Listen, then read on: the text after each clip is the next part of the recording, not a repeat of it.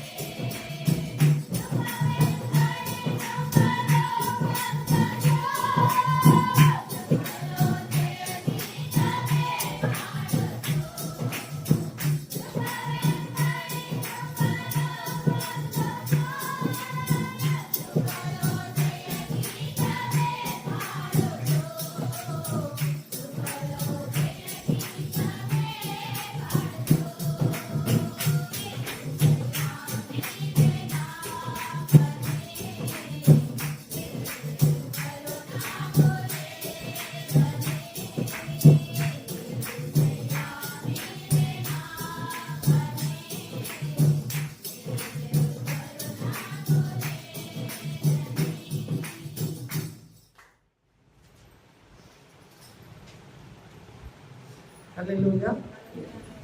దేవుని స్తోత్రాలు చెల్లిస్తున్నా. దేవుని యొక్క కృపను బట్టి మీ అందరికీ నేను వందనాలు దేవుని నామంలో చెల్లిస్తున్నా. దేవుడు మనందరినీ నాకు ఇచ్చినందుకు దేవునికి నేను వందనాలు చెల్లిస్తున్నాను. హల్లెలూయా. హల్లెలూయా. చేయి.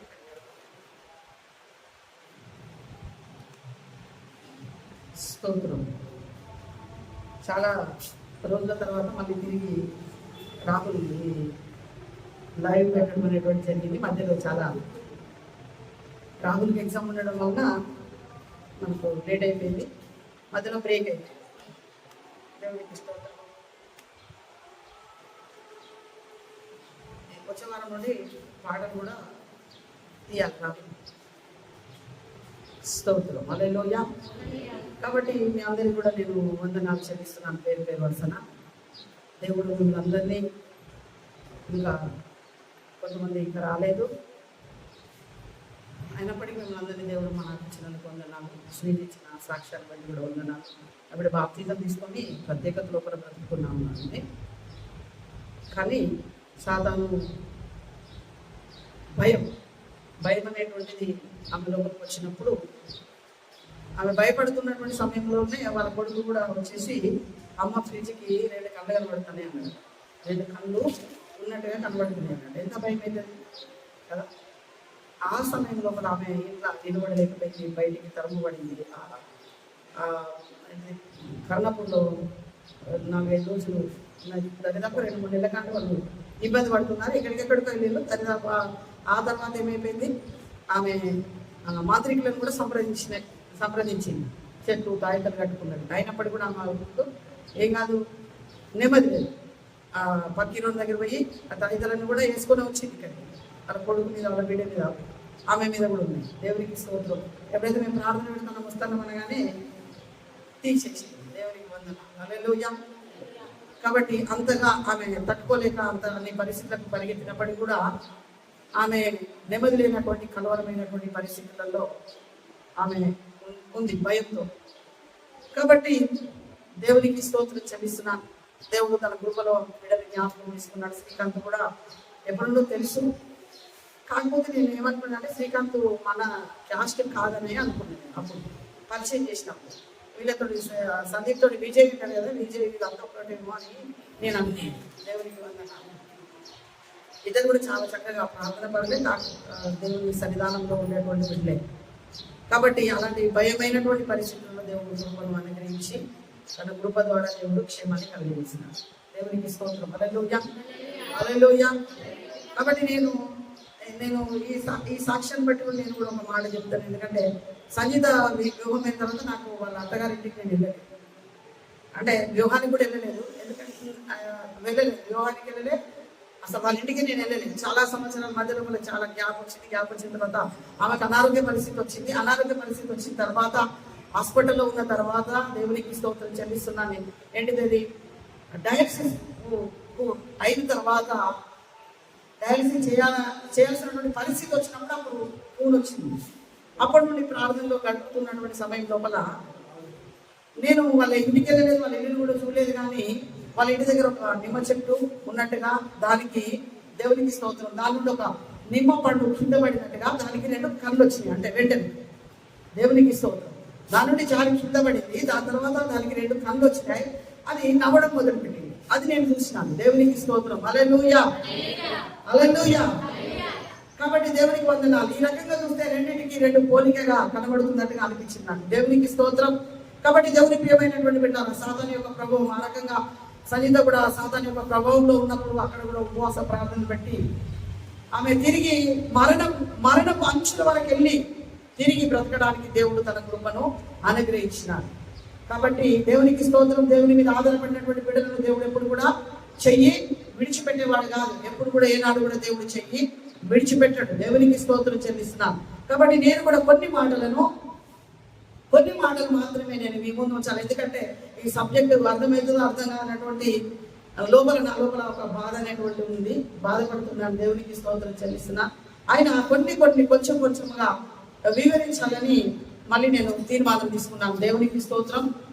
కాబట్టి దేవుని ప్రియమైనటువంటి బిడ్డలారా, ఇశ్రాయేలు ప్రజలు ఎర్ర సముద్రము లాంటి సమస్యలు, ఎర్ర సముద్రంలో ఉన్నటువంటి పరిస్థితులు వాళ్ళ జీవితంలో వచ్చినప్పుడు వాళ్ళకే కాదు, మనకు కూడా మన జీవితంలో కొత్త నిబంధన ప్రజలమైనటువంటి మన జీవితంలో కూడా సముద్రం లాంటి సమస్యలు, సముద్రం లాంటి పరిస్థితులు మన జీవితంలో కూడా వస్తూ ఉంటాయి.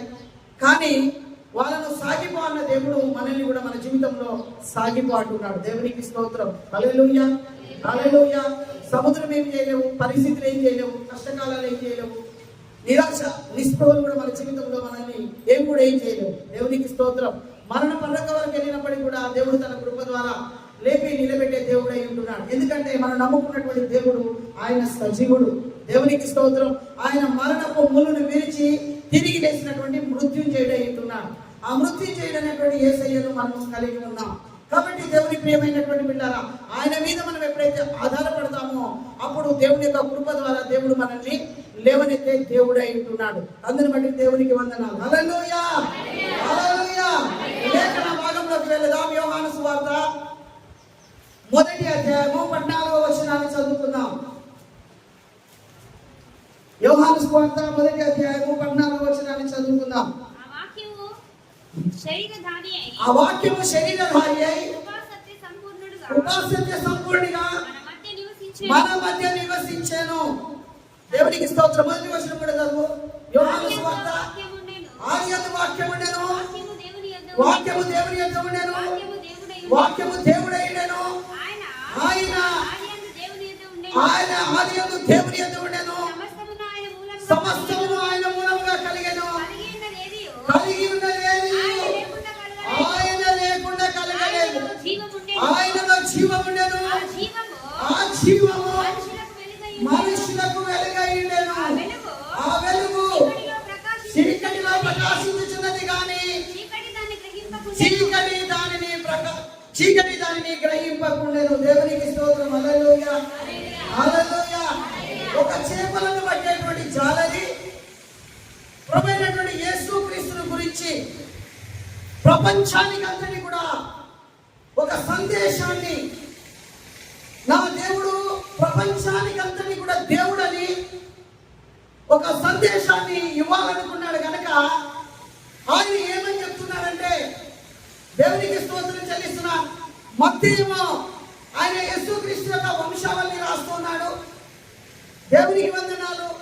ఆయన ఏ రకంగా పుట్టినాడు, ఏ రకంగా ఈ భూమి మీదకి వచ్చినాడు, ఆయన వంశావళి, ఆయన ఎవరి గర్భం నుండి ఏ గర్భం నుండి ఏ రకంగా అనేటువంటి వంశావళిని రాస్తూ ఉంటే దేవునికి స్తోత్రం చెల్లిస్తున్నాడు. మార్కేమో ఆయన దాసుని స్వరూపాన్ని ధరించుకొని భూమి మీదకి వచ్చినాడని రాసినాడు. దేవునికి స్తోత్రం చెల్లిస్తున్నాడు. లూకా ఓ థియోఫిలా అని మొదలు పెట్టినాడు. దేవునికి స్తోత్రం చెల్లిస్తున్నా. అయితే యోహాను వీళ్ళు రాసినట్టుగా రాయకుండా ఆయన యొక్క వంశావళి కాదు, ఆయన యొక్క దాసుడే కాదు, దేవునికి స్తోత్రం చెల్లిస్తున్నాడు. ఆయన మనుష్య కుమారుడే కాదు, ఆయన దేవుని కుమారుడని. హల్లెలూయా, హల్లెలూయా. ఆయన దేవుని యొక్క కుమారుడని. ఆ దేవుని కుమారుడు ఏ రకంగా ఆదియందు వాక్యం ఉండెను, వాక్యము దేవుని యొద్ద ఉండెను. దేవునికి స్తోత్రం చెల్లిస్తున్నా. హల్లెలూయా. వాక్యం అనేటువంటిది దేవుని యొద్ద ఉన్నది. ఆదియందు వాక్యము, వాక్యము దేవుని యొద్ద ఉన్నది. ఆ వాక్యమే శరీరధారి అయి ఈ భూమి మీదకి వచ్చింది. జాగ్రత్తగా గమనించాలి. పిల్లలు పుట్టగానే వీడు అచ్చు మేనమామ పోలికలో ఉన్నాడు, వీడు తల్లి పోలికలో ఉన్నాడు, వీడు తండ్రి పోలికలో ఉన్నాడు, వీడు అత్త పోలికలో ఉన్నాడు అని చెప్తూ ఉంటాం. దేవునికి స్తోత్రం చెల్లిస్తున్నా. మరి ప్రభువైనటువంటి యేసుక్రీస్తు వాక్యమైనటువంటి దేవుడు, వాక్యమే దేవుడిగా ఉన్నటువంటి వాడు పరలోకం లోపల. ఆ దేవుడు భూమి మీదకి ఎవరి రూపంలో వచ్చినాడంటే నా రూపంలో వచ్చినాడు. హల్లెలూయా, హల్లెలూయా. మానవుని రూపం లోపల మన రూపాన్ని దాచుకొని, మానవుని యొక్క పోలికను దాచుకొని ప్రభువైనటువంటి యేసుక్రీస్తు ఈ భూమి మీదకి వచ్చినాడు. దేవునికి స్తోత్రం చెల్లిస్తుంటున్నా. ఆయన నా పోలికను దాచుకొని వచ్చినాడంటే నా బలహీనతలన్నింటినీ కూడా ఎరిగినటువంటి వాడై ఉంటున్నాడు. నా కష్టాలన్నీ కూడా ఎరిగినటువంటి వాడై ఉంటున్నాడు. నా జీవితం అంతా కూడా ఎరిగినటువంటి వాడై ఉంటున్నాడు. దేవునికి స్తోత్రం చెల్లిస్తున్నారు. ఎందుకంటే మన పోలికలు పుట్టినాడు, మానవుని పోలికలు కూడా పుట్టినాడు. మానవునికి ఏ బలహీనతలు ఉంటాయో ఆయనకు తెలుసు. నీ జీవితంలో ఏ బలహీనత ఉన్నదో ఆయనకు తెలుసు. నీ జీవితంలో ఏ కష్టం ఉన్నదో ఆయనకు తెలుసు. నీ జీవితంలో ఏ సమస్య ఉన్నదో ఆయనకు తెలుసు. నువ్వు ఏ పరిస్థితుల్లో ఉన్నావో ఆయనకు తెలుసు. అందుకనే దేవునికి స్తోత్రం చెల్లిస్తున్నా. ఆయన మానవ శరీరాకారం లోపల, మానవుడిగా కన్యక అయిన గర్భం లోపల, ఆయన పిండముగా దేవునికి స్తోత్రం చెల్లిస్తున్నా. ఆయన ఈ భూమి మీదకి వచ్చినాడు. దేవుని ప్రియమైనటువంటి బిడ్డలారా, స్తోత్రం చెల్లిస్తుంటున్నాను. ఆయన ఏమైనాడంటే దేవునికి వందనాలు. దేవునికి ఒక బలహీనమైనటువంటి కోరిక ఉండేది. ఏముండేది? దేవునికి ఒక బలమైనటువంటి కోరిక ఉండేటువంటిది. దేవునికి స్తోత్రం చెల్లిస్తుంటున్నాను. ఆయనకు దేవునికి వందనాలు. ఆ కోరిక ఏంటిదంటే మనుష్యుల మధ్యలో నివాసం ఉండాలని. ఎవరి మధ్యలో నివాసం ఉండాలి? మనుష్యుల మధ్యలో నివాసం ఉండాలి. మానవుల మధ్యలో నివాసం ఉండాలనేటువంటిది దేవుని యొక్క బలమైనటువంటి కోరిక.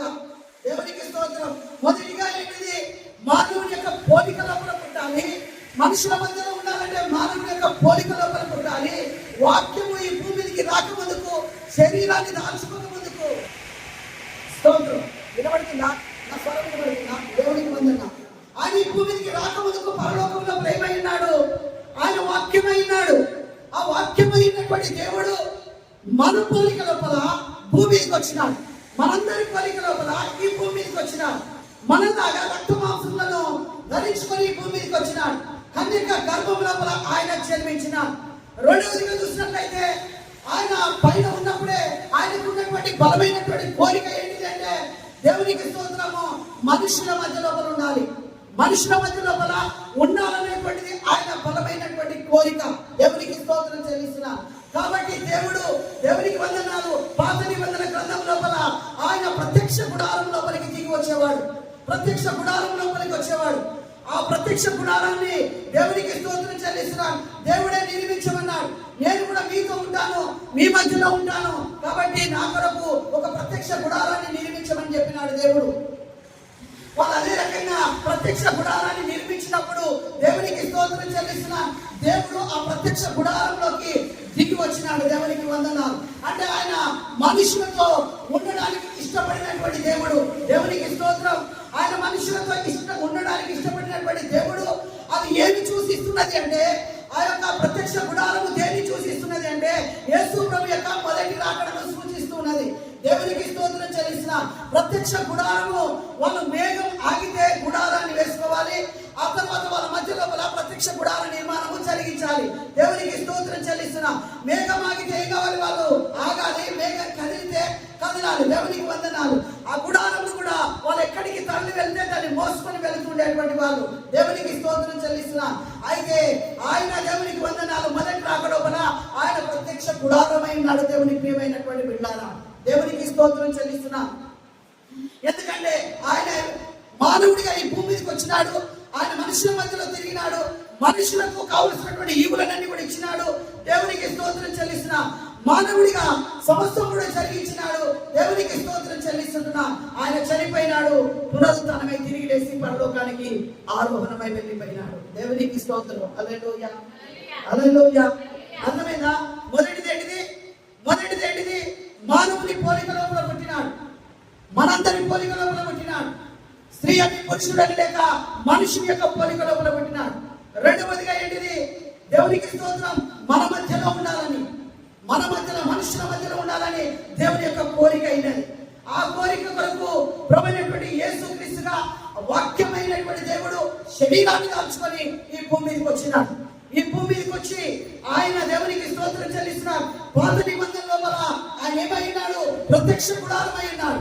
కొత్త నిబంధనలకు వచ్చేసరికి ఆయన మందిరమై ఉన్నాడు. హల్లెలూయా, హల్లెలూయా, హల్లెలూయా. ప్రత్యక్ష గుడారము తీసివేయబడుతుంది. మందిరము శాశ్వతమైన దేవుని ప్రియమైనటువంటి బిడ్డలారా, ప్రత్యక్ష గుడారము శాశ్వతమైంది. ఎందుకంటే అది ఎప్పుడైనా తీసివేయచ్చు. కానీ మందిరము శాశ్వతమైంది. కాబట్టి ఆయన మొదటి రాకడ లోపల ప్రత్యక్ష గుడారమై ఉన్నాడు. ఆయన రెండవ రాకడ లోపల మందిరమై ఉన్నాడు. దేవునికి స్తోత్రం. హల్లెలూయా, హల్లెలూయా. ఇక్కడ వరకు అర్థమైందా అందరికి? ఇక్కడ వరకు అర్థమైందా? అందరికి అర్థమైందా? దేవునికి స్తోత్రం. హల్లెలూయా. కాబట్టి దేవుని ప్రియమైనటువంటి బిడ్డలారా, దేవునికి స్తోత్రం చెల్లిస్తుంటున్నాను. ఆయన వాక్యము శరీరధారి అయి కృపా సత్య సంపూర్ణుడిగా మన మధ్యలో నివసించెను. దేవునికి స్తోత్రం. ఏమని చదివినా? వాక్యము శరీరాన్ని దాల్చుకొని కృపా సత్య సంపూర్ణుడిగా మన మధ్యలో నివాసం ఉండడం కొరకు వచ్చింది. దేవునికి స్తోత్రం చెల్లిస్తున్నా. ఎందుకు వచ్చిందో? వాక్యం ఏమైపోయింది? శరీరాన్ని దాల్చుకొని కృపా సత్య సంపూర్ణుడిగా మన మధ్యలో నివాసం అంటే ఏంటిది? జీవించడం. దేవునికి స్తోత్రం. జీవించడమా? జీవించడం అంటే ఏంటిది? నివాసం అంటే ఏంటిది? నివాసం అంటే ఏంటిది? జీవించడం అంటే ఏంటిది? జ్యోతి బట్టి జ్యోతి అలే చెప్పలేదు ఉన్నది. జీవించడం అంటే ఏంటిది? నివాసం అంటే ఏంటిది? దేవునికి స్తోత్రం. ఎవరు చెప్తారు? దేవునికి వందన. సియోన్ రాజు చెప్పాలి తొందరగా. రాజు శ్రీను స్తోత్రం. హల్లెలూయా. వాక్యం చదవాలి. జీవించడం అంటే ఏంటిది? మనమందరం జీవించున్నాం కదా. నివసించడం అంటే ఏంటిది? నివసించడం అంటే ఏంటిది? జీవించడం అంటే ఏంటిది? హల్లెలూయా. హల్లెలూయా. ఇప్పుడు దేవునికి స్తోత్రం. అమెరికాకి వెళ్ళిన అనుకో, సపోజ్ నేనే అనుకున్నాను. అమెరికా వెళ్ళిన అనుకో, ఎక్కడున్నది సౌందర్యం అంటే ఏంటిది? ఏం చెప్తారు? అమెరికా తప్పు. అమెరికాలో ఉంది, అమెరికాకి వెళ్ళింది అంటే మన నివాసం ఎక్కడ ఉంటుంది అంటే కనుక్కున్నాం. హల్లెలూయా. హల్లెలూయా. దేవుని యొక్క నివాసం ఏంటిదంటే, దేవునికి స్తోత్రం చెల్లిస్తున్నా. దేవుని యొక్క నివాసం ఏంటిది అంటే భూమి మీద. దేవునికి వందనాలు. జీవించడం ఎక్కడంటే పరలోకంలో. హల్లెలూయా. అర్థమైందా? ఎక్కడ జీవిస్తున్నానంటే పరలోకంలో కూడా జీవిస్తున్నాను. మరి ఎక్కడ ఉన్నానంటే నివాసం ఎక్కడ చేస్తున్నానంటే ఎక్కడ చేస్తున్నాను? నివాసము భూమి మీద చేస్తున్నాను. దేవునికి స్తోత్రం చెల్లిస్తున్నా. ఎక్కడ చేస్తున్నాడు? పరిశుద్ధమైనటువంటి స్థలం లోపల ఆయన నివాసం చేస్తున్నటువంటి వాడు. పరిశుద్ధమైనటువంటి స్థలము, అతి పరిశుద్ధ స్థలం లోపలికి ఆయన దిగి వచ్చేటువంటి దేవుడు. అతి పరిశుద్ధ స్థలం లోపలికి దిగి వచ్చే దేవుడు. ఇప్పుడు అతి పరిశుద్ధ స్థలం కాదు ఆయన కావాల్సింది. ఆయనకు స్థలం కాదు దేవుడు విడాలి. ఆయనకు కావాల్సింది దేవునికి స్తోత్రం చెల్లిసిన మానవుని యొక్క హృదయం. హల్లెలూయా. హల్లెలూయా. అప్పుడేం కావాలి ఆయనకి? అతి పరిశుద్ధ స్థలం లోపలికి దిగి వచ్చేవాడు. అతి పరిశుద్ధ స్థలం లోపల ఏం చేస్తాడు? ఆయన నివాసం ఉంటున్నాడు. ఇప్పుడు ఏమైపోయింది? దేవునికి స్తోత్రం చెల్లిసిన దిగి వచ్చేటువంటి వాడు. అయితే ఇప్పుడేంటిది? కొత్త నిబంధనలకు వచ్చిన తర్వాత పరిశుద్ధాత్ముడిగా ఎక్కడున్నాడు? ఆయన మానవ హృదయం లోపల ఉన్నాడు. దేవునికి స్తోత్రం. హల్లెలూయా. ఇప్పుడు ఏమొద్దు ఆయనకి? ఇప్పుడు ఏమొద్దు చెప్పండి? భూమి కాదు, స్థలం కాదు ఆయనకు కావాల్సింది, హృదయం కావాలి. ఏం కావాలి దేవునికి? స్థలం కాదు, హృదయం కావాలి. ఎందుకు? నీ హృదయంలో నివాసం ఉన్నాడు. ఎక్కడ జీవిస్తున్నాడు? పరలోకం లోపల జీవిస్తున్నాడు. ఎక్కడ నివాసం ఉంటున్నాడు? నీ హృదయంలో నివాసం ఉంటున్నాడు. అర్థమైందా? అర్థమైంది ఇక్కడ వరకు? దేవునికి స్తోత్రం. హల్లెలూయా. హల్లెలూయా. కాబట్టి దేవుని ప్రియమైనటువంటి బిడ్డలారా, ఆయన మానవుడిగా ఈ భూమి మీదకి వచ్చినాడు, మనిషిగా ఈ భూమి మీదకి వచ్చినాడు. ఎందుకు అంటే మనతో పాటు దేవునికి స్తోత్రం చెల్లిస్తున్నాడు. ఉండిపోవడం కొరకు, మన మధ్యలో ఉండిపోవడం కొరకు ఆయన దేవునికి వందనాలు చెల్లిస్తున్నా. ఎక్కడ జన్మించినాడు? ఎక్కడ జన్మించినాడు? బెత్లెహేములో జన్మించినాడు. దేవునికి స్తోత్రం చెల్లిస్తున్నాడు. ఎక్కడ జన్మించినాడు? ఎక్కడ జన్మించినాడు చెప్పండి? దేవునికి వందనం. ఎక్కడ జన్మించినాడు? ఆయన బెత్లెహేములో జన్మించినాడు. దేవునికి స్తోత్రం చెల్లిస్తున్నాడు. దేవునికి వందనాలు. యెరూషలేము దాని చుట్టూ ఉన్నటువంటి పరిసర ప్రాంతములన్నీ కూడా తిరిగినాడు. ఆ తర్వాత కపెర్నహూమును కేంద్రంగా చేసుకున్నాడు. దాదాపుగా దాని చుట్టూ ఉన్నటువంటి ప్రాంతాలన్నీ కూడా 200 కిలోమీటర్ల వరకు కాలినడకన వెళ్ళి ఆయన సువార్తను ప్రకటించినాడు. కాబట్టి దేవుని ప్రియమైనటువంటి బిడ్డలారా, ఆయన మన హృదయంలో ఉన్నాడంటే ఏం చేయడం కొరకు వచ్చినాడు? ఆయన మన హృదయంలో ఉన్నాడంటే దేని కొరకు వచ్చినాడు? మన హృదయంలో పలికి దేవునికి స్తోత్రం చెల్లిస్తున్నాడు. దేని కొరకు వచ్చినాడు? మన లోపల ఉన్నటువంటి దేవునికి స్తోత్రం పాపాన్ని పోగొట్టడానికి, మనలో ఉన్న కష్టాలను, మనలో ఉన్న రోగాన్ని, మనలో ఉన్న బలహీనతలను, మనలో ఉన్నటువంటి దేవునికి స్తోత్రం చెల్లిస్తున్న ప్రతి విధమైనటువంటి దాన్ని తొలగించడం కొరకు ప్రభువైనటువంటి యేసుక్రీస్తు మానవుడిగా ఈ భూమికి వచ్చినాడు. హల్లెలూయా. హల్లెలూయా. హల్లెలూయా. కాబట్టి దేవునికి ఏమైనటువంటి బిడ్డలారా, ఈ శబ్దము నా చెవులన్నీ గింగిరమంటే నేనేం చెప్తానో నాకే దేవునికి స్తోత్రం. హల్లెలూయా. హల్లెలూయా.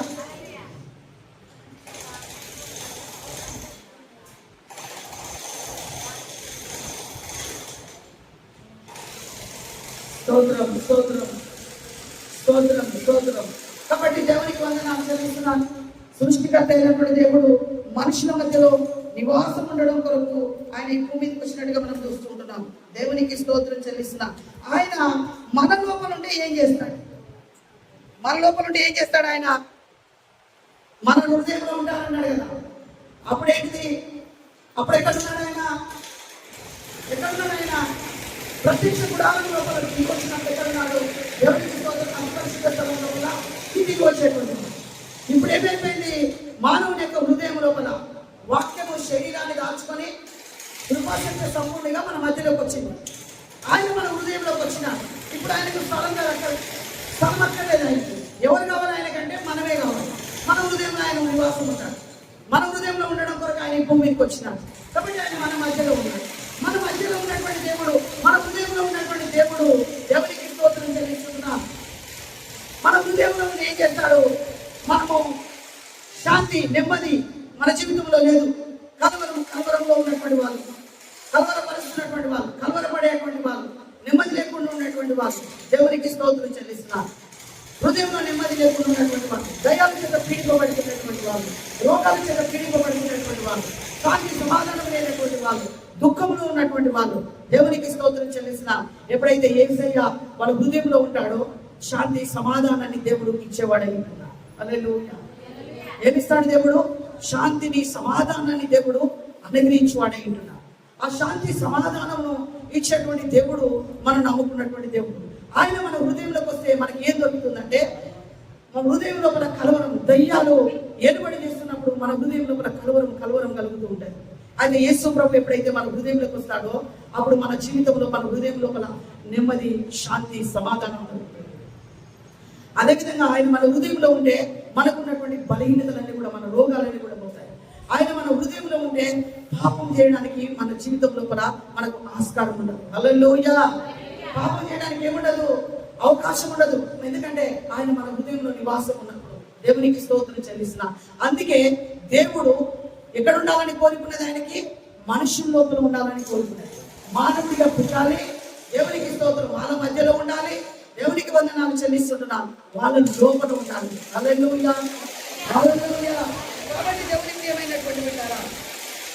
ఎప్పుడైతే ఆయన దేవునికి స్తోత్రం చెల్లిస్తున్నా, ఎప్పుడైతే ఆయన మన హృదయంలో ఉంటాడో, మన హృదయంలో నివాసం చేసుకుంటాడో, మనకు వేయబడినటువంటి బంధకాలు తెగిపోతాయి, మనకు వేయబడిన కట్లు తెగిపోతాయి, మనకు ఉన్నటువంటి దేవునికి స్తోత్రం చెల్లిస్తున్నా అనారోగ్య పరిస్థితి పోతుంది.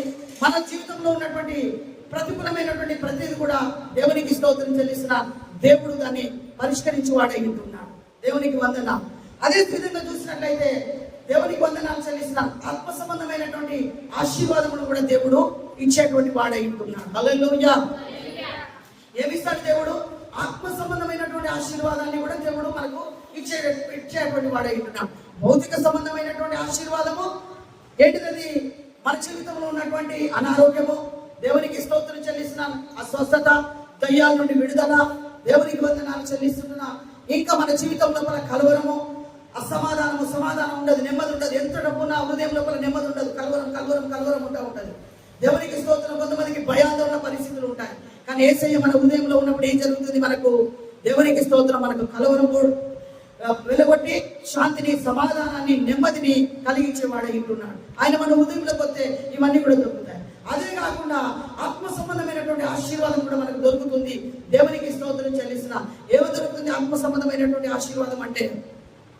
దేవుని ప్రియమైనటువంటి బిడ్డలారా, పరలోక రాజ్యం, నిత్య జీవం మనకు దొరుకుతుంది. హల్లెలూయా హల్లెలూయా. కాబట్టి దేవునికి వందనాలు చెల్లిస్తున్నా, దేవునికి స్తోత్రం చెల్లిస్తున్నా. కానీ మన లోపల ఆయన నివాసం ఉంటే దేవునికి స్తోత్రం చెల్లిస్తున్నాను. మనకెవరు ఉంటారు? మన లోపల, మన హృదయం నుండి ఎవరు ఉంటారు? కొంతమందికి సినిమా హీరోలు ఉంటారు, కొంతమందికి దేవునికి స్తోత్రం హీరోయిన్లు ఉంటారు. నెమ్మది ఉండదు వాళ్ళ జీవితం లోపల. అలాంటి వాళ్ళ జీవితం లోపల కొంతమందికి పిల్లలు ఉంటారు. వాళ్ళ హృదయం నిండా ఎవరిని ఎక్కువగా ప్రేమిస్తారంటే పిల్లలు. కొంతమంది భర్తను ఎక్కువగా ప్రేమిస్తారు, కొంతమంది భార్యను ఎక్కువగా ప్రేమిస్తారు, కొంతమంది పిల్లల్ని ప్రేమిస్తారు, కొంతమంది ఏంటిది సినిమా హీరోలని ప్రేమిస్తూ ఉంటారు. దేవునికి స్తోత్రం చెల్లిస్తున్నా. కానీ దేవుని వందనాలు, దేవుని ప్రియమైనటువంటి పిల్లరా, దేవుడు మన హృదయంలో ఉంటే నిత్యం మనకు భద్రత ఉంటుంది. హల్లెలూయా హల్లెలూయా. ఏముంటది? దేవుడు మన హృదయంలో ఉంటే నిత్య భద్రత ఉంటుంది. నిత్యము మనల్ని భద్రపరిచే దేవుడు అయి ఉంటున్నాడు. నిత్యం ఏం చేస్తాడు ఆయన? మనల్ని భద్రపరచువాడు అయి ఉంటున్నాడు. దేవునికి స్తోత్రం చెల్లిస్తుంటున్నాం. కాబట్టి దేవుని ప్రియమైనటువంటి బిడ్డలారా, ఇదంతా కూడా ఏంటిది? ఇప్పటిదాకా దైవ సేవకులు చెప్పినట్టుగా ఏం చేయాలి మనము? ఈ ఎవరి హృదయంలో అయితే దేవుడు ఉంటాడో, దేవుడు ఉన్నటువంటి వాళ్ళ హృదయం లోపల ఏముంటదట? వాక్యాన్ని చదవాలన్నటువంటి ఆలోచన ఉంటుంది. వాక్యం చదువుకోవాలి, వాక్యం ధ్యానించాలి. చదివినటువంటి వాళ్ళు ఏం చేస్తారు? దాన్ని ధ్యానిస్తూ ఉంటారు. చదివినటువంటి వాళ్ళు ఏం చేస్తారు? దాన్ని ధ్యానిస్తూ ఉంటారు. వాక్యం చదవాలని దేవుడు హృదయంలో ఉంటే ఇవన్నీ జరుగుతాయి. దేవుడు హృదయంలో ఉంటే దయ్యాలు వెళ్ళిపోతాయి. దేవుడు హృదయంలో ఉంటే స్వస్థత దొరుకుతుంది. దేవుడు హృదయంలో ఉంటే శాంతి సమాధానం దొరుకుతుంది. దేవునికి స్తోత్రం. కృపా సత్య సంపూర్ణుడిగా మన మధ్యలో నివాసం ఉండడం కొరకు వచ్చాను. ఎందుకు వచ్చిండు? కృపా సత్య సంపూర్ణుడిగా మన మధ్యలో ఉండాలని వచ్చిండు ఆయన. ఉండడం అంటే నివాసం చేయడం అంటే సెటిల్ అయిపోవడం. హల్లెలూయా. సెటిల్ అయిపోవడానికి వచ్చిండు ఆయన మన హృదయం లోపల. మన హృదయం లోపలికి ఆయన వస్తే ఏం జరుగుతుంది అంటే, మన హృదయంలో ఉన్నటువంటి దయ్యం యొక్క శోధనలన్నీ కూడా బయటికి వెళ్ళిపోతాయి. మనకు శాంతి, సమాధానము, నెమ్మది మన హృదయం లోపల కలుగుతుంది. తర్వాత ఏమైతుంది? మనకు స్వస్థత కలుగుతుంది. తర్వాత ఏమైతుంది? మన హృదయంలో ఉన్నటువంటి దేవునికి స్తోత్రం చెల్లిస్తున్న పాపము నుండి విమోచన దొరుకుతుంది. దేవునికి స్తోత్రం చెల్లిస్తున్న తర్వాత ఏం జరుగుతుంది? దేవునికి వందనాలు. మన హృదయం లోపల ఆయన ఉంటే మనకు సమస్తం కూడా ఈ లోకంలో ఉన్నటువంటి ఏదైతే నెమ్మది లేకుండా కలవరం ఉందో అవన్నీ కూడా దేవుడు తొలగిస్తాడు. తర్వాత ఏం చేస్తాడు? నిత్యము మనల్ని భద్రపరుస్తాడు. రోజుకు ఇంట్లో నుండి బయటికి వెళ్ళినటువంటి వ్యక్తి ఇంటికి రావాలంటే భయం. దేవునికి స్తోత్రం. హల్లెలూయా. ఇంటికి వచ్చేదాకా ఏంటిదాకా భయం. వాళ్ళు బయటికి వెళ్ళి పని మీద వెళ్ళి బయటికి వెళ్ళినటువంటి వాడు ఇంటికి చేరుకునేదాకా భయం. దేవునికి స్తోత్రం. ఇంట్లో ఉన్నటువంటి వ్యక్తి కూడా పడుకొని తెల్లవారు వరకు భయం. దేవునికి స్తోత్రం చెల్లిస్తున్నాను. ఎంతో మంది లోకం లోపల పడుకున్నట్లే చనిపోయినటువంటి వాళ్ళు ఉన్నారు. బయటికి వెళ్ళి ఇంటికి రానటువంటి వాళ్ళు కూడా ఉన్నారు ఎంతో మంది. దేవునికి స్తోత్రం చెల్లిస్తున్నాం. కానీ సృష్టికర్త అయినటువంటి దేవుడు తన కృపలో మనల్ని జ్ఞాపకం తీసుకొని మనకేం చేస్తున్నాడు? నిత్యము మనకు భద్రతనిస్తున్నాడు. ఏం కలిగజేస్తున్నాడు? నిత్య భద్రత దేవుడు మనకు కలిగజేస్తున్నాడు. హల్లెలూయా, హల్లెలూయా. కాబట్టి దేవుని ప్రియమైనటువంటి బిడ్డలారా, దేవుడు నిత్యము తన కృపలో మనల్ని జ్ఞాపకం చేసుకొని మనల్ని భద్రపరుచుకునేటువంటి దేవుడిగా మనకున్నాడు. అందుకనే ఆయన ఏం చేసినాడు? కృపా సత్య సంపూర్ణుడిగా మన మధ్యలో నివాసం ఉండడం కొరకు ప్రభువైనటువంటి యేసుక్రీస్తు ఈ భూమి మీదకి వచ్చిన. దేవునికి స్తోత్రం చెల్లిస్తున్నాం. అందుకనే దేవుని ప్రియమైనటువంటి బిడ్డారా, దేవునికి స్తోత్రం, దేవునికి వందనాలు చెల్లిస్తున్నాం. అయితే పైన ఆకాశం ఉన్నటువంటి దేవుడు మానవుడిగా ఈ భూమి మీదకి రావడానికి ఎన్ని కారణాలు ఉన్నాయి? ఆయన మానవుడిగా రావడానికి ఎన్ని కారణాలు ఉన్నాయి? ఈ 4-5 కారణాలను మనం చూస్తుంటున్నాం. దేవునికి స్తోత్రం. ఎందుకంటే దేవుడు ఆకాశం లోపల ఉన్నప్పుడు ఆయనకు ఏం లేదు, ఆయన ఆత్మస్వరూపి అయినాడు. పరలోకం లోపల ఆయన ఏమైనాడు? ఆయన ఆత్మస్వరూపి అయినాడు. ఆత్మ లోపల ఉన్నాడు ఆయన. దేవునికి స్తోత్రం. ఆత్మలో నిత్యము జీవించేవాడై ఉంటున్నాడు. దేవునికి స్తోత్రం చెల్లిస్తున్నాడు. ఆ దేవుడే, దేవునికి వందనాలు, మానవుని యొక్క పోలిక లోపల ఈ భూమి మీదకి వచ్చినాడు. మానవుని యొక్క పోలిక లోపల ఈ భూమి మీదకి వచ్చినాడు. దేవునికి స్తోత్రం చెల్లిస్తున్నాను. ఎందుకు మానవుని యొక్క పోలిక లోపల ఈ భూమి మీదకి వచ్చినాడు అంటే, దేవునికి స్తోత్రం, మానవుడు విమోచించబడడం కొరకు దేవునికి వందనాలు చెల్లిస్తున్నాను. మానవుడు నెమ్మది పొందుకోవడం కొరకు, మానవుడు పాపం నుండి విడుదల పొందుకోవడం కొరకు ప్రభువైనటువంటి యేసుక్రీస్తు మానవుడిగా ఈ భూమి మీదకి వచ్చినట్టుగా చూస్తుంటున్నాం. హల్లెలూయా, హల్లెలూయా. కాబట్టి దేవుని ప్రియమైనటువంటి బిడ్డలారా, దేవునికి స్తోత్రం చెల్లిస్తున్నా. ఆ తర్వాత దేవునికి ఉన్నటువంటి కోరిక ఏంటిది అంటే, మనుషుల మధ్యలో ఉన్నారు. రెండవది ఏంటిది? మానవుడిగా పుట్టినాడు. తర్వాత ఎక్కడ ఉండాలనుకుంటున్నాడు? మనుషుల మధ్యలో. పాత నిబంధనలో గ్రంథంలో చూస్తే ఆయన మనుషుల మధ్యలో ఉన్నాడు. తర్వాత వచ్చేసరికి ఏమైపోయింది? ఆయన చనిపోయి పునరుత్థానమై తిరిగి లేవక ముందుకు ఆయన ఏ రకంగా ఉన్నాడు? ఎక్కడ 2-3 కూడి ఉంటారో వారి మధ్యలో నేను ఉంటానని సెలవిచ్చిన దేవుడు. దేవునికి స్తోత్రం చెల్లిస్తున్నా. ఆయన ఎక్కడున్నాడు? ఆయన కపెర్నహూమును కేంద్రంగా చేసుకున్నప్పుడు ఆ చుట్టుపక్కల గ్రామాలన్నీ కూడా తిరుగుతూ ఉన్నప్పుడు దేవునికి స్తోత్రం చెల్లిస్తున్నా. ఆయన ఎక్కడ ఉంటే ఇక్కడ ఉన్నాడనుకో ఇక్కడనే ఉండిపోయేటువంటి వాడు. కానీ చనిపోయి పునరుత్థానమై పరలోకానికి ఆరోహణమై వెళ్ళిపోయేటప్పుడు ఆయన ఏదైనా ఆపగలిగిందా? ఏదైనా ఆపగలిగిందా? సమాధి ఆయన ఆపగలిగిందా? సమాధికి అడ్డుగా పెట్టినటువంటి రాయి ఆయన ఆపగలిగిందా? దేవునికి స్తోత్రం చెల్లిస్తున్నా. శిష్యులందరూ కూడా కూడుకొని తలుపులు పెట్టుకొని దేవునికి వందనాలు చెల్లిస్తున్నా ఉన్నప్పుడు వాళ్ళ మధ్యలో కూడా వచ్చేసినాడు. తోమా అప్పుడు అక్కడ లేడు. అప్పుడు అంటూ ఉన్నాడు, దేవునికి స్తోత్రం చెల్లిస్తున్నాను, ఇదిగో నా గాయంలో వేలు పెట్టి చూడండి అని చెప్తున్నాడు. దేవునికి స్తోత్రం, మీకు సమాధానం కలుగును కాక అన్నాడు. అయితే వీళ్ళందరూ కూడా తోమతో చెప్పినారు, ఏసై వచ్చినాడు అంటే ఆయన నేను నమ్మనేనమ్మా, ఆయన వచ్చినాడంటే నేను నమ్మ, ఆయన వచ్చిందంటే ఆయన గాయంలో ఏలు పెట్టి చూస్తేనే నేను నమ్ముతాను. దేవునికి స్తోత్రం చెల్లిస్తున్నాను. అయితే దేవుడు మళ్ళొకసారి ప్రత్యక్షమైనాడు. దేవునికి వందనాలు. ఈ రకంగా మానవుడిగా పుట్టినటువంటి వాడు మనుషుల మధ్యలో ఉన్నప్పుడు, మానవుడిగా మనుషుల మధ్యలో సంచరిస్తున్నప్పుడు, గుడ్డివారి దగ్గరికి పోతే గుడ్డివారి దగ్గరనే దేవునికి స్తోత్రం చెల్లిస్తున్నాం. బెతనియాలకు పోతే బెతనియా లోపలే ఉండేది, మరియ మాత ఇంటి లోపల. దేవునికి వందనాలు. ఈ రకంగా ఆయన ఎక్కడికి వెళ్తే అక్కడ ఉన్నాడు. కానీ పునరుత్థానుడైన యేసయ్య పరలోకానికి, దేవునికి స్తోత్రం, ఆరోహణమై వెళ్ళిపోయిన తర్వాత ఆయన స్తోత్రం హల్లెలూయా ఇక్కడే పో. అయితే ఆయన ఆరోహణమై వెళ్ళిపోయిన తర్వాత ఏ రకంగా ఉన్నాడు? ఆయన ఆత్మరూపిగా ఉన్నాడు. ఆయన ఏ రకంగా ఉన్నాడు? ఆత్మరూపిగా ఉన్నాడు. ఆత్మరూపిగా ఉన్న దేవుడు ఎక్కడుంటాడు? ఎక్కడుంటాడట? ఆత్మ లోపల ఉంటాడు, మన హృదయం లోపల ఉంటాడు. ఎక్కడుంటాడు ఆయన? మన హృదయం లోపల ఉంటాడట. మన హృదయం లోపల ఉండాలంటే, మన హృదయం లోపల అంతకు ముందుకే ఏమున్నాయి? మన హృదయం లోపల ఎవరికి ఉన్నది నివాసము? సైతానికి నివాస స్థానంగా ఉంది మన హృదయము, దయ్యాలకు నివాస స్థానంగా ఉంది. దేవునికి స్తోత్రం చెల్లిస్తున్నా, దేవునికి వందనాలు చెల్లిస్తున్నా, సినిమా హీరోలకు దేవునికి స్తోత్రం చెల్లిస్తున్నా. ఇవన్నిటి కూడా మనం యొక్క హృదయము నివాస స్థలంగా ఉంది. ఆ నివాస స్థలముగా ఉన్నటువంటి దానిని విడిపించడం కొరకు, విడుదల చేయడం కొరకు, రిడెంప్షన్ ఇవ్వడం కొరకు ప్రభువైనటువంటి యేసు క్రీస్తు దేవునికి వందనాలు మన హృదయంలోకి వచ్చిన దయ్యాలకు నిలయమైనటువంటి మన హృదయము, పాపానికి నిలయమైనటువంటి మన హృదయము, అప్పులకు లేకపోతే దేవునికి స్తోత్రం చెల్లిస్తున్న చెడ్డ అలవాట్లకు నిలయమైనటువంటి మన హృదయం లోపలికి ప్రభు అయినటువంటి యేసు క్రీస్తు ఆత్మరూపిగా మన హృదయంలోకి వచ్చినాడు. వింటున్నారా? హల్లెలూయా. ఎక్కడొచ్చినాడు ఆయన? ఆత్మరూపిగా ఆయన మన హృదయంలోకి వచ్చినాడు. దేవుని ప్రియమైనటువంటి పిల్లలు, ఎందుకు?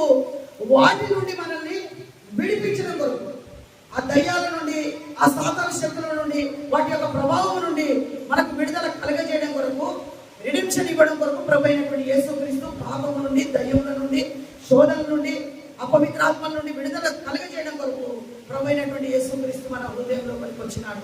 దేవునికి స్తోత్రం హల్లెలూయా, హల్లెలూయా. ఒక అగ్ని ఇల్లు అంటుకున్నది, కాలిపోతా ఉన్నది. కాలిపోతా ఉంటే దేవునికి స్తోత్రం, మంటలు మంటలని వాళ్ళు అరుస్తా ఉన్నారు. అరుస్తున్నటువంటి సమయం లోపల వాళ్ళను విడిపించడం కొరకు, వాళ్ళకి విడుదల కలగజేయాలంటే ఎవరు కావాలి? ఎవరో ఒకరు వెళ్ళాలి కదా, ఎవరో ఒకరు రిస్క్ చేయాల్సిందే కదా. ఎవరో ఒకరు రిస్క్ చేయకపోతే వాళ్ళు ఎట్లా విడుదల పొందుకుంటారు? ఎట్లా విడుదల పొందుకుంటారు చెప్పండి? ఇల్లు కాలిపోతుంది, వాళ్ళ లోపల నుండి అరుస్తా ఉన్నారు, మంటలన్నీ కూడా మీదికి వస్తున్నాయి. వినాలా? లిసన్ మీ, వినాలా? దేవునికి స్తోత్రం. అయితే ఇల్లు కాలిపోతున్నది, మంటలు అంటుకున్నాయి, అందున్న వాళ్ళు అరుస్తూ ఉన్నారు, మమ్మల్ని కాపాడండి, కాపాడండి, కాపాడండి అని అరుస్తూ ఉన్నారు.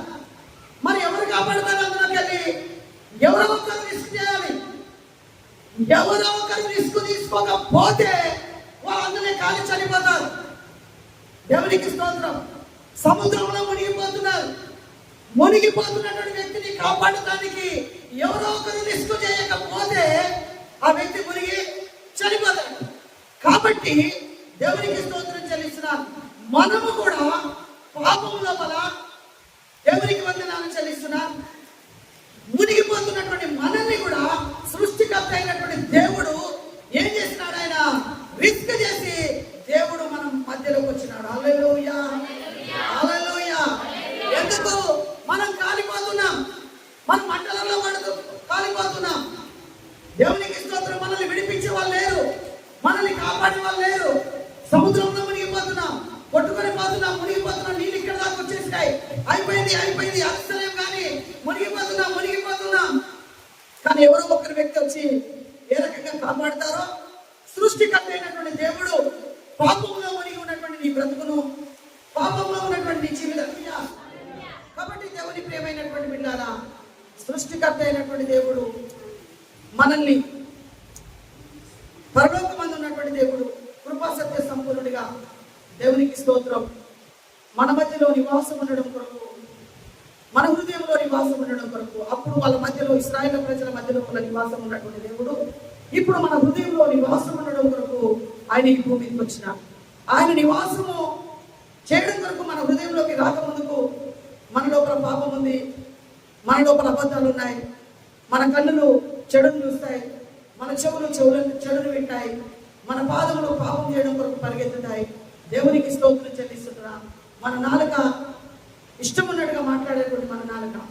కానీ ఎప్పుడైతే పరలోకమ దేవునికి స్తోత్రం పరిశుద్ధాత్మ దేవుడు మన హృదయంలోకి వస్తాడో, సృష్టికర్త అయినటువంటి దేవుని యొక్క వాక్యం ఎప్పుడైతే మనం అంగీకరిస్తామో, దేవునికి స్తోత్రం చెల్లిస్తున్నాను, ఆ వాక్యము మన జీవితాన్ని మార్చి ఉంచుతుంది. దేవునికి స్తోత్రం. దీన్ని ఎవరైతే చదువుతారో వాళ్ళ బ్రతుకులు మారిపోతాయి. దీన్ని ఎవరైతే దేవునికి స్తోత్రం చెల్లిస్తున్నా విని చదివి వాళ్ళకు అన్వయించుకుంటారో వాళ్ళ జీవితాలు మారిపోతాయి.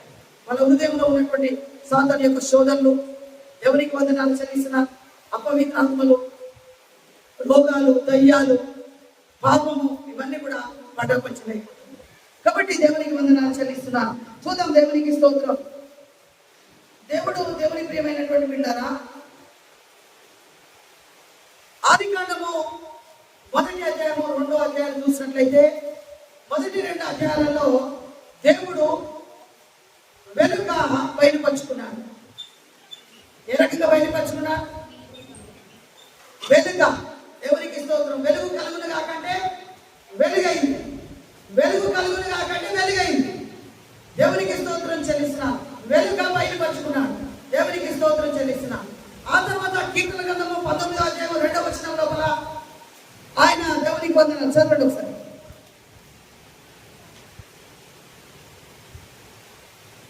పగటికి పగలు బోధ చేయుచున్నది, రాత్రికి రాత్రి జ్ఞానము తెలుపుచున్నది. వాటికి భాష లేదు, మాటలు లేవు, వాటి స్వరము వినబడదు. వాటి కొలనులు భూమి ఎందంతటా వ్యాపించి ఉన్నది, లోక దిగంధముల వరకు వాటి ప్రకటన బయలువెళ్ళుచున్నది. దేవునికి స్తోత్రం. హల్లెలూయా, హల్లెలూయా. రెండవదిగా ఏ రకంగా బయలుపరుచుకున్నాడు ఆయన? దేవునికి వందనాలు చెల్లిస్తున్నాడు. ఏమంటున్నాడు? పగటికి పగలు బోధ చేయించున్నది, రాత్రికి రాత్రి జ్ఞానము తెలుపుచున్నది అని. దేవునికి స్తోత్రం. సూర్య చంద్ర నక్షత్రముల ద్వారా ఆయన ఉన్నట్టుగా బయలుపరుచుకున్నాడు. దేవునికి స్తోత్రం చెల్లిస్తున్నాడు. తర్వాత మోషకి ఏ రకంగా బయలుపరుచుకున్నాడు ఆయన? ఆ మండుతున్నటువంటి పొద ద్వారా దేవునికి స్తోత్రం చెల్లిస్తున్నాడు. దేవునికి వందనాలు. ఆయన బయలుపరుచుకున్నాడు. ఇశ్రాయేలుకి ఏ విధంగా బయలుపరుచుకున్నాడు? మేఘముగా. దేవునికి స్తోత్రం చెల్లిస్తున్నాడు. మేఘంగా ఆయన బయలుపరుచుకున్నాడు. ఆయన మేఘములో ఉండి వాళ్ళతో నడిచేటువంటి దేవుడు అయింటున్నాడు. మేఘంగా వాళ్ళకు బయలుపరుచుకున్నాడు. దేవునికి స్తోత్రం చెల్లిస్తున్నాడు. కాబట్టి దేవుని ప్రియమైనటువంటి బిడ్డారా, దేవునికి స్తోత్రం చెల్లిస్తున్నా. అయితే కడపటి ఆదాముగా దేవుడు ఈ భూమికి వచ్చి ఏ రకంగా బయలుపరుచుకుంటున్నాడు మనకంటే? దేవునికి వందనాలు. వాక్యమైనటువంటి దేవుడు శరీరాన్ని దాల్చుకొని మానవుడిగా ఈ భూమికి వచ్చి, దేవునికి వందనాలు, మనుషుల మధ్యలో జీవించి మనుషుల కొరకు తన ప్రాణమును పెట్టి మరణించి తిరిగి లేచి పునరుద్ధరణై పరలోకానికి ఆరోహణమై వెళ్ళిపోయి, దేవునికి వందనాలు, ఆత్మరూపిగా దేవునికి స్తోత్రం చెల్లిస్తున్నాను, మన మధ్యలో ఉన్నాడు. హల్లెలూయా, హల్లెలూయా. చూడండి, దేవునికి స్తోత్రం చెల్లిస్తున్నాను. ఒక గుంపు ఒకరు బయలుదేరినట. దేవునికి స్తోత్రం. దేవుడు యేసు ప్రభు దేవుడు కాదని. ఎందుకు దేవుడు యేసు ప్రభు దేవుడు కాదంటే నిర్గమకాండం 7వ అధ్యాయం లోపల దేవునికి వందనాలు చెల్లిస్తున్నాను. మోషేతో దేవుడు మాట్లాడుతుంటాడు. తర్వాత చదువుకోండి, నిర్గమకాండము 7వ అధ్యాయము 1వ వచనం నుండి దేవుడు మోషేతో మాట్లాడుతున్నాడు.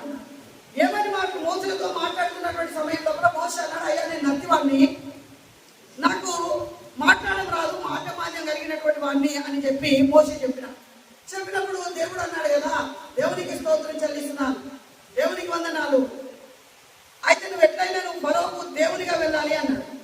ఏమన్నాడు? ఫరోకు నువ్వు దేవునివి, ఫరోకు నువ్వు దేవునిగా వెళ్ళాలన్నాడు. దేవునికి స్తోత్రం చెల్లిస్తున్నాను.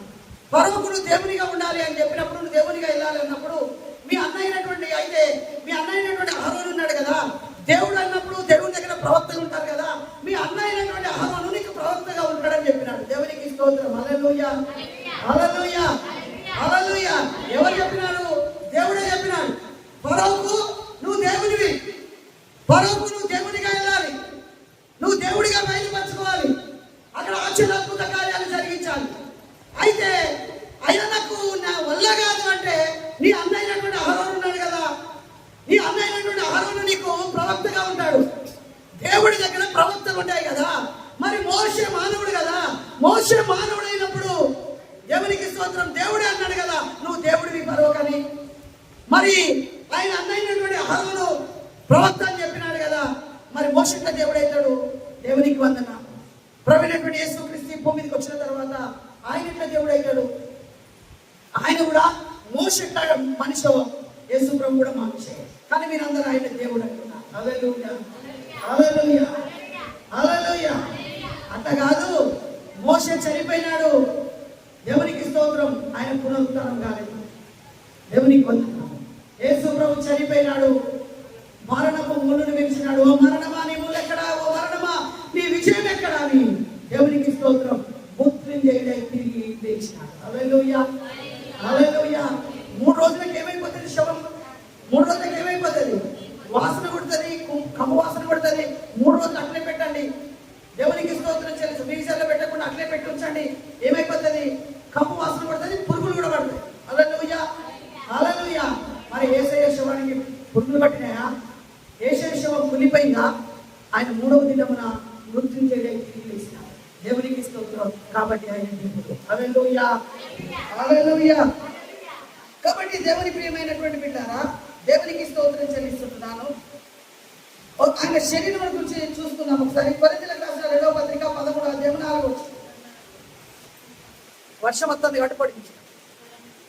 కొరింథీయులకు రాసిన 2వ పత్రిక 13వ అధ్యాయం 4వ వచనం.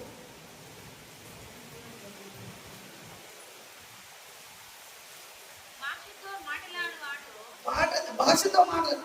2వ కొరింథీయులకు రాసిన పత్రిక 13వ అధ్యాయం 4వ వచనం. లాస్ట్ వచనం. బలహీనతలు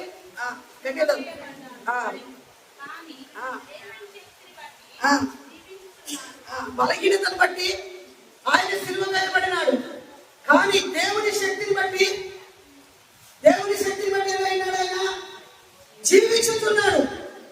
మన యొక్క బలహీనతను, మధ్యమైనది అమర్త్యతను, మన బలహీనతను ఆయన ధరించుకున్నాడు కాబట్టి సిలువ వేయబడ్డాడు. దేవుని యొక్క శక్తిని బట్టి ఆయన ఏమైపోయినాడు? జీవిస్తున్నాడు. హల్లెలూయా.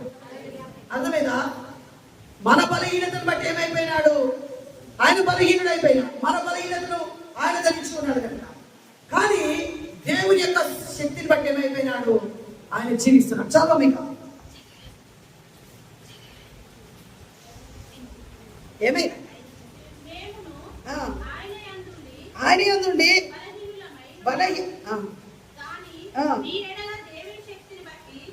దేవుని శక్తిని బట్టి ఆయనతో కూడా జీవం గలవారము, మీరును విశ్వాసం గలవారై ఉన్నారో లేదో మిమ్మల్ని మీరే శోధించుకొని చూసుకొనుడి. దేవునికి స్తోత్రం. హల్లెలూయా, హల్లెలూయా. కాబట్టి దేవుని ప్రియమైనటువంటి బిడ్డలారా, మానవ శరీరాన్ని ఆయన దాల్చుకున్నాడు కనుక ఆయన కూడా శరీరం లోపల ఏమున్నాయి? బాధలు ఉన్నాయి, బలహీనతలు ఉన్నాయి, కన్నీళ్లు ఉన్నాయి కదా. ఆయన కూడా ఏమున్నాయి? బలహీనతలు ఉన్నాయి, కన్నీళ్లు ఉన్నాయి, బాధలు ఉన్నాయి. దేవునికి స్తోత్రం చెల్లిస్తున్నా. శ్రమలు ఉన్నాయి, నిందలు ఉన్నాయి, అవమానాలు ఉన్నాయి. ఎందుకంటే మన శరీరాన్ని దాల్చుకొని వచ్చినాడు. మనకు కూడా బాధలు ఉన్నాయి, కన్నీళ్లు ఉన్నాయి, కష్టాలు ఉన్నాయి. దేవునికి స్తోత్రం చెల్లిస్తున్నా. మనకు కూడా శ్రమలు ఉన్నాయి, ఇబ్బందులు ఉన్నాయి, ఇరుకులు ఉన్నాయి. ఆయన కూడా ఇబ్బందులలో ఉన్నాడు. ఆయన కూడా కన్నీళ్ళు వచ్చినాయి. దేవునికి స్తోత్రం చెల్లిస్తున్నాం. రెండవదిగా, మానవ శరీరాన్ని దాల్చుకుంటే మనకు కూడా విపత్తులు ఉన్నట్టుగా ఆయన కూడా విపత్తులు ఉన్నాయి. దేవునికి స్తోత్రం చెల్లిస్తున్నాం. మనకు కూడా ఏమున్నాయి? విపత్తులు అంటే ప్రకృతి సంబంధంగా వచ్చేటువంటి వాటిని విపత్తులు ఉన్నాయి. అలాంటి విపత్తులు మనకు కూడా దేవునికి స్తోత్రం చెల్లిస్తున్నాం.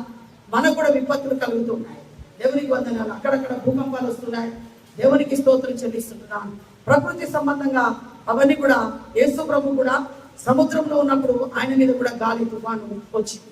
ఎందుకంటే ఆయన కూడా మన శరీరాన్ని దాల్చుకొని భూమికి వచ్చినాడు కనుక, మానవ శరీరుడిగా ఈ భూమికి వచ్చినాడు.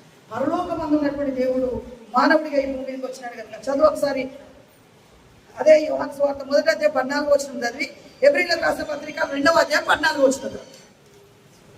ఇక్కడ 1:14 చదువు, అక్కడ 2:14 చదువు. ఆ వాక్యము శరీరధారి అయి కృపాసత్య సంపూర్ణుడిగా మన మధ్య నివసించాడు. తండ్రి వల్ల కలిగిన చాలు, దేవునికి స్తోత్రం. 2:14 చదువు. హెబ్రీయులకు రాసిన పత్రిక 2:14 అయిపోయింది.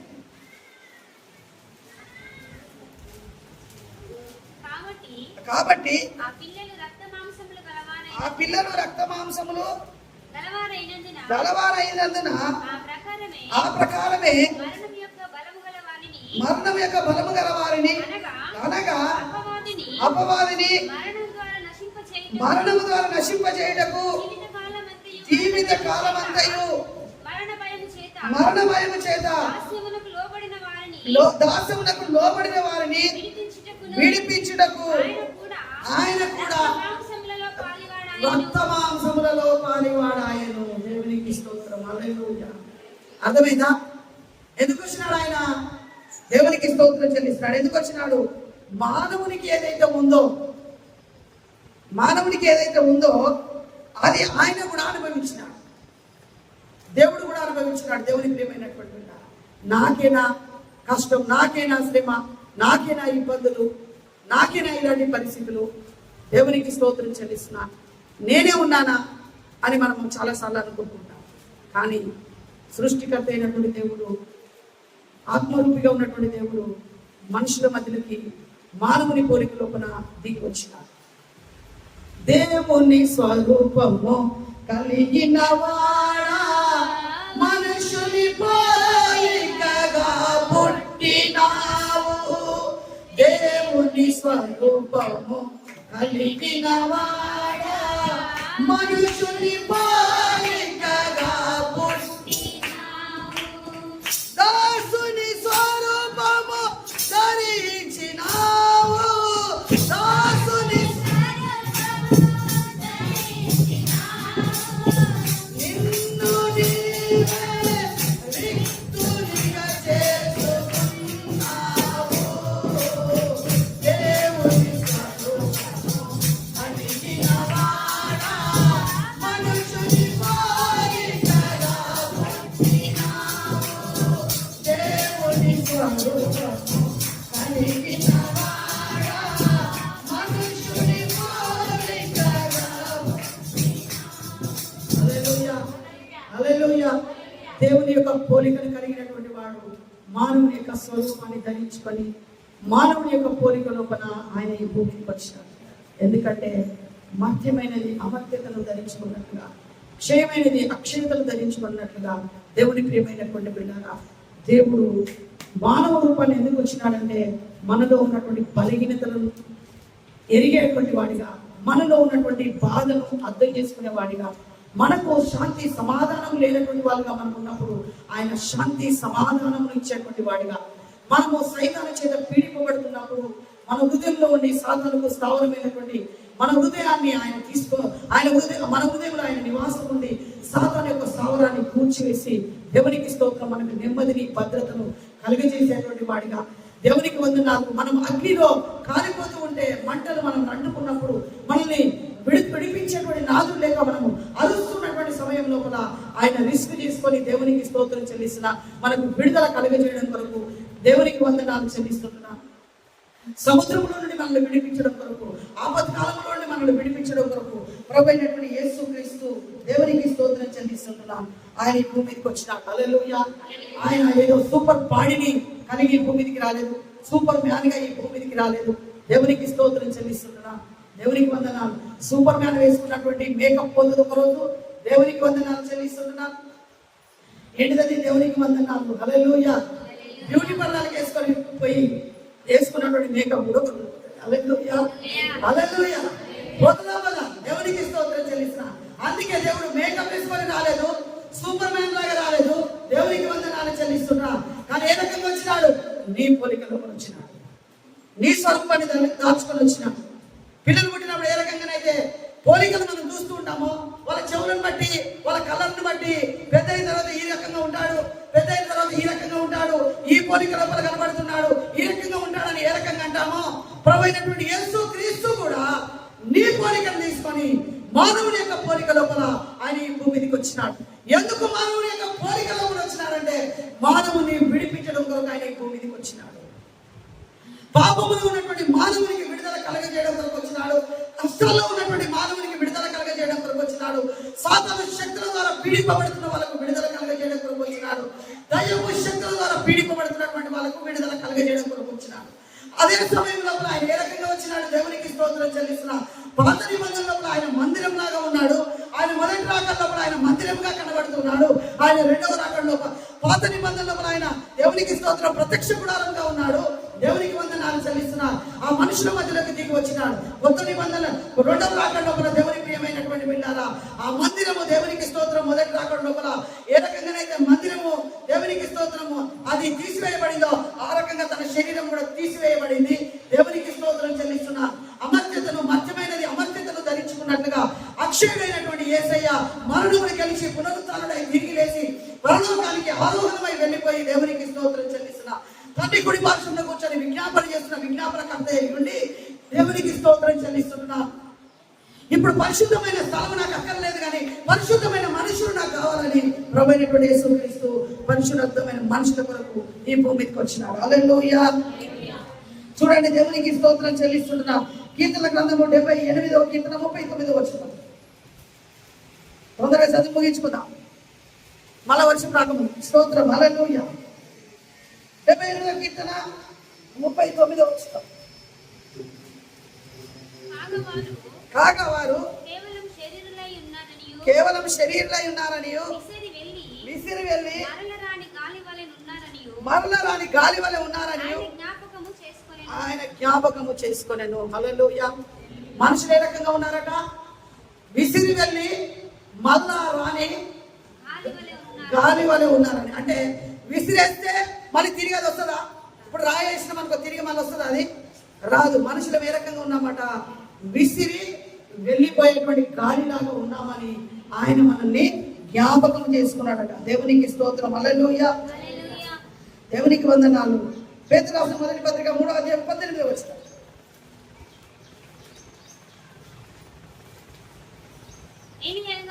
ఏలయనగా మనలను దేవుని యొద్దకు తెచ్చుటకు అనీతిమంతుల కొరకు నీతిమంతుడైన క్రీస్తు శరీర విషయములో చంపబడి ఆత్మ విషయములో బ్రతికింపబడి పాపముల విషయములో ఒక్కసారి శ్రమపడెను. హల్లెలూయా. దేవుని ప్రియమైనటువంటి బిడ్డారా, దేవునికి స్తోత్రం చెల్లిస్తున్నారు. చూడండి, అదేవిధంగా ఆదికాండము 3వ అధ్యాయం 6వ అధ్యాయం 3వ వచనం చదువు. అప్పుడు యెహోవా నా ఆత్మ ఎల్లప్పుడూ నరులతో వాదించదు, తమ అక్రమ విషయములో నరమాత్రులై ఉన్నారని అయినను వారి దినములు. దేవునికి స్తోత్రం చెల్లిస్తున్నాను. నరులు ఏ రకంగా ఉన్నారట?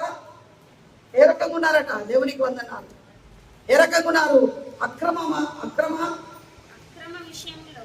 నరమాత్రులై ఉన్నారు. దేవునికి స్తోత్రం. హల్లెలూయా. అక్రమ విషయం లోపల నరమాత్రులై ఉన్నారు మనుషులు. దేవునికి స్తోత్రం చెల్లిస్తున్నాను. కానీ పరిశుద్ధుడైనటువంటి దేవుడు వాక్యము శరీరము దాల్చుకున్నప్పుడు ఆయన ఎక్కడ కూడా అక్రమంగా లేడు, ఎక్కడ కూడా తప్పిపోలేదు, పాపముల విషయంలో తప్పిపోలేదు, ఎక్కడ కూడా ఆయన పవిత్రతను కాపాడుకున్నాడు. దేవునికి స్తోత్రం. శరీరము మానవత్వాన్ని ధరించుకున్నప్పుడు, శరీరము రక్త మాంసాలను ధరించుకున్నప్పుడు, శరీరము దేవునికి స్తోత్రం స్త్రీకి పుట్టినప్పుడు దేవునికి వందనాలు. హల్లెలూయా. ఎవరు పుట్టినాడు? మానవుడు. దేవునికి వందనాలు.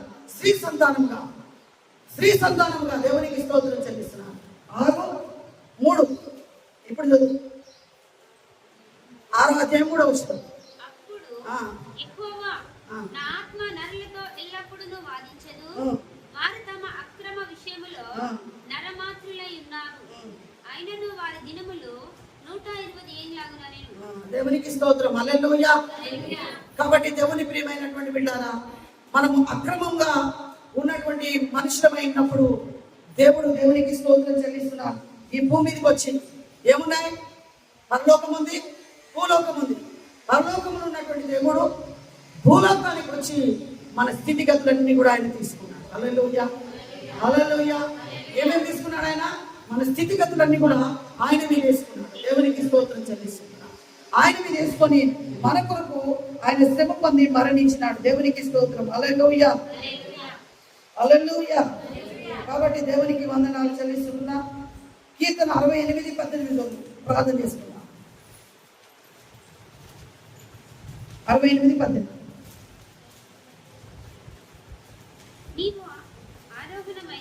నీవు ఆరోహణమైతివి, కట్టబడిన వారిని చెరపట్టుకొని పోతివి. మనుషుల చేత నువ్వు కానుకలు తీసుకొని ఉన్నావు. యెహోవా అను దేవుడు అక్కడ నివసించినట్లు విశ్వాసఘాతకుల చేత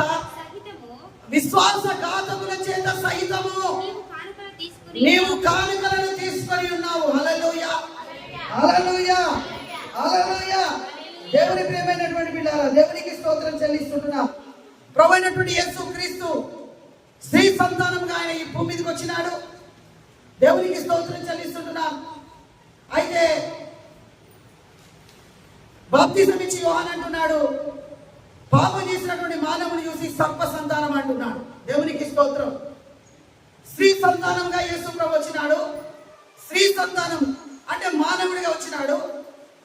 అదే మానవుడు దేవునికి వందనాలు యోహాను చేత బాప్తిజం పొందడం కొరకు ఆ యోర్దాను దగ్గరికి వస్తున్నటువంటి వాళ్ళని చూసి, ఆ యోర్దాను మార్గం గుండా వెళ్ళిపోతున్నటువంటి వాళ్ళని చూసి దేవునికి స్తోత్రం, సర్ప సంతానమా, రాబు ఉగ్రత నుండి తప్పించుటకు మీకు బుద్ధి చెప్పిన వాడు ఎవడు అంటున్నాడు. దేవునికి స్తోత్రం. హల్లెలూయా. ఏం కనబడుతుంది అక్కడ మనకు? దేవునికి వందనాలు. ఏమేమి కనబడుతున్నాయి? స్త్రీ సంతానం కనబడుతున్నది, సర్ప సంతానం కనబడుతున్నది. హల్లెలూయా. స్త్రీ సంతానం కనబడుతున్నది, సర్ప సంతానం కనబడుతున్నది. దేవుని ప్రియమైనటువంటి బిడ్డ, దేవునికి స్తోత్రం చెల్లిస్తున్నా.